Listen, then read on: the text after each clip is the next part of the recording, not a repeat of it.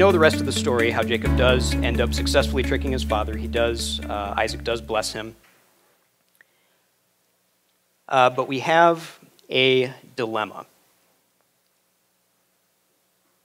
This blessing of Abraham and of inheriting the promised land and eventually producing the Messiah, how can Jacob gain this blessing by fraud?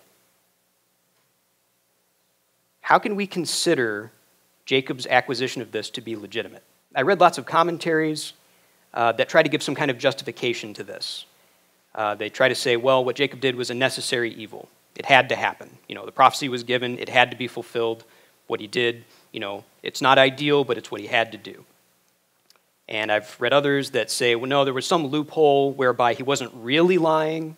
He was just kind of lying, but it doesn't really count. And I've been pretty hard on Jacob in this reading, so obviously I don't agree with those interpretations. I think what he did was wrong.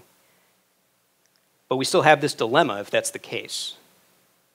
How can Jacob's blessing be legitimate? I think the answer to this is that there are actually 3 Torah portions that focus on Jacob's life, and this is only the first one. Jacob's story still has a lot left to play out.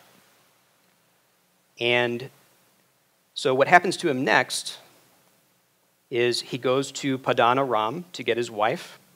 He meets Laban, his father-in-law, and if you think Jacob was a good swindler, wait till you meet Laban, right? He spends 20 years there working for Laban and getting cheated at every turn. He comes back, and he's going to meet with his brother Esau, and the last thing he knew about Esau is that he wanted to kill him for taking this blessing. So Jacob's afraid he's going to die. He ends up wrestling with a man all night. It turns out that he was wrestling with God because this man blesses him and changes his name to Israel, and he ends up reconciling with his brother. And I think that over the course of Jacob's whole life, it paints this picture, it forms this allegory that shows why it is he really had the blessing. So if you consider this to be not just Jacob's story, but our story too, we can see that Jacob starts being selfish. He starts as Jacob the deceiver. He's selfish, he's manipulative, he's trying to get whatever he can for himself. But he receives this blessing, which is the promise of Messiah.